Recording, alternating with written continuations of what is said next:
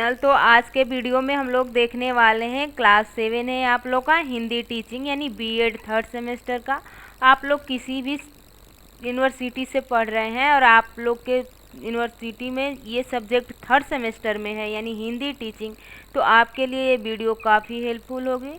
और ये जेएनयू और इसके लिए महात्मा गांधी यूनिवर्सिटी के लिए तो ये बिल्कुल उसी के अकॉर्डिंग है। और यहाँ पे महाराजा सुहेलदेव यूनिवर्सिटी, इन तीनों यूनिवर्सिटियों के लिए काफ़ी इम्पोर्टेंट है। अगर आप अन्य यूनिवर्सिटियों से बीएड कर रहे हैं और आपके सिलेबस का ये पार्ट है तो आप पढ़ सकते हैं। इसमें काफ़ी 5-6 क्लासेस हो चुके हैं और ये सब्जेक्ट अब आप लोग का बहुत जल्द कंप्लीट हो जाएगा। साइंस में भी 1-2 क्लास हो चुका है, उसको ज़रूर देखिएगा।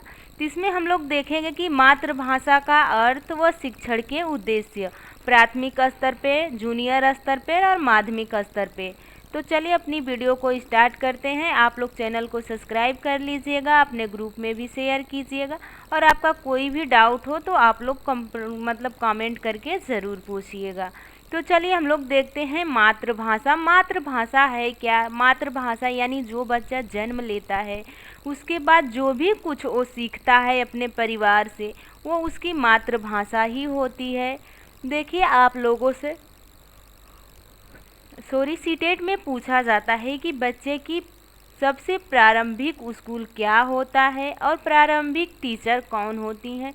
तो यहाँ पे आप लोग का क्वेश्चन हो जाएगा कि बच्चे का प्रारंभिक स्कूल उसका घर परिवार होता है और उसकी जो पहली शिक्षक होती हैं बच्चे की माता होती है। तो मातृभाषा को बहुत महत्व दिया गया है। एनसीएफ में भी मातृभाषा को महत्व दिया गया है, आरटीए में भी मातृभाषा को महत्व दिया गया है। आप लोग कोई भी बच्चों से रिलेटेड बातें करनी हो तो उसके मातृभाषा में ही करेंगे, क्योंकि बच्चा छोटा होता है, अपने घर से निकलकर स्कूल में पहुंचता है, विद्यालय में पहुंचता है, तो उसकी भाषा मातृभाषा में ही आप कुछ भी बताएंगे तो वो बच्चा सीख पाएगा। तो देखिए यहाँ पे मातृभाषा का अर्थ है माता से सीखी गई भाषा। बच्चा जन्म लेने के 2 वर्षों के अंतर्गत अपने माता पिता और पारिवारिक सदस्यों द्वारा बोली गई भाषा को सुनता है, उसे बोलने की चेष्टा करता है। जब उसके अंग बोलने के योग्य हो जाते हैं तब उसी भाषा को बोलने लगता है। बच्चे द्वारा सीखी यह भाषा उसकी मातृभाषा कहलाती है। देखिए यहाँ पे जो बच्चा है अपने परिवार से सीख रहा है, उसकी ये माँ है, ये जो माँ बोलेंगी वही बच्चा सीखेगा। आप लोग को पता होगा कि बड़ों का ही रिपीटेशन छोटे बच्चे करते हैं, इसलिए छोटों बच्चों के सामने आप लोग को गलत शब्द का प्रयोग नहीं करना चाहिए। आप गलत शब्द का प्रयोग करते हैं और जब वही बच्चा गाली देना शुरू कर देता है तो आप बोलते हैं ये कहाँ से सीख लिया इतनी गंदी गालियाँ। अरे भाई वो आपके बीच में है, आप ही लोगों से कहीं सुना है क्या? उस गाली का वो डिस्कवर नहीं किया है, खोज नहीं किया है। वो जो गाली है वो आप लोगों ने ही उसे सिखाया है। बच्चे के सामने कोई भी गाली दे देता है, कोई बात करता है, देखे होंगे कि आज जो बड़े लोग करते हैं उनका देखकर बच्चे खुद करने की कोशिश करते हैं, भले ना वो कर पाए लेकिन कोशिश करते हैं। ध्यान योग्य बात यह है कि मातृभाषा को बालक माता पिता, भाई बहन, अन्य परिवारजनों तथा पड़ोसियों के बीच रहकर सहज और स्वाभाविक रूप से सीखता है। चूँकि बालक सामान्यतः माँ के संपर्क में ही अधिक रहता है, जब छोटा बच्चा होता है तो ज़्यादा संपर्क में माँ के ही रहता है, इसलिए बचपन में सीखी गई भाषा को मातृभाषा कहा जाता है।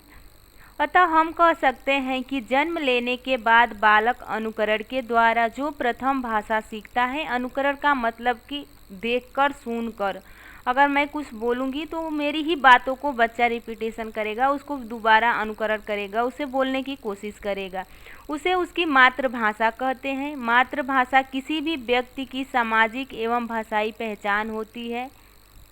देखिए हर वीडियो में मैं आप लोग को बताती हूँ कि कुछ मनोवैज्ञानिक हैं जिनके 2 से 3 मनोवैज्ञानिक के मत आप लोग को याद ही होने चाहिए, क्योंकि आप लोग पेपर में जब अपनी कॉपी में ये बातें मेंशन कर देते हैं तो आप लोग को नंबर अच्छा मिलता है। तो देखिए बलार्ड के अनुसार माता पिता से सुनकर सीखी हुई भाषा को माता की भाषा यानी मदर्स टंग और समाज द्वारा स्वीकृत मानक भाषा को मातृभाषा मदर टंग कहा जाता है। आगे देखिए मातृभाषा शिक्षण का उद्देश्य क्या है। तो यहाँ पे देखिए मातृभाषा शिक्षण के उद्देश्य प्रत्येक स्तर पर अलग अलग होते हैं, क्योंकि जैसे जैसे छात्रों की आय में वृद्धि होती है वैसे वैसे उसका भाषा विकास बढ़ता जाता है। अतः जिन उद्देश्यों की प्राप्ति पर निम्न प्राथमिक स्तर कक्षा 1 से 5 तक कम बल देते हैं, आगे चलकर उनमें से कुछ उद्देश्यों पर अधिक बल देने लगते हैं। अगला देखिए, मातृभाषा शिक्षण के विभिन्न स्तर पे हम लोग देखने वाले हैं। प्राथमिक स्तर पर यानी 1 से 5 तक, जूनियर स्तर पर 6 से 8 तक और माध्यमिक स्तर पर 9 से 12 तक। तो चलिए इसमें देखिए, पहले हम लोग देखने वाले हैं प्राथमिक स्तर पर कक्षा 1 से 5 तक। देखिए, भाषाई कौशल श्रवण यानी सुनकर, मौखिक बोलकर, पठन पढ़कर, लिखित लिखकर का विकास करना होता है। बच्चों को भाषा के विभिन्न रूपों से परिचय कराना, बच्चों में समझ के साथ पठन की योग्यता का विकास कराना, यानी बच्चा पढ़े तो उसके अर्थ को समझ सके, नहीं कि केवल पढ़ते जाए उसका अर्थ का कोई उसे पता न हो।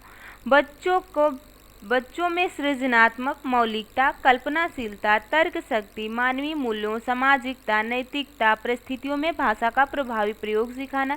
यानी सृजनात्मकता मतलब कोई भी बच्चा कार्य करने के लिए तात्पर्य है, क्रिएटिविटी करे, कोई नया कार्य करने के लिए सोचे, वो हमेशा कल्पना करता रहे, कुछ ही नई चीज़ों को सीखने के लिए उस पर तर्क अपना प्रस्तुत करे। सामाजिकता का ध्यान दे, नैतिकता यानी मोरलिटी उसके अंदर होनी चाहिए, आदि का विकास करना चाहिए। आगे देखिए, बच्चों के शब्द भंडार में वृद्धि करना, यानी बच्चा जितने शब्द सुनेगा उतने उसके शब्द भंडार में वृद्धि होगा। बालकों की अभिव्यक्ति शक्ति का विकसित करना। देखिए, कोई भी बालक है तो उसको बोलने का मौका दीजिए, जब वो बच्चा बोलेगा तभी वो कुछ सीख पाएगा।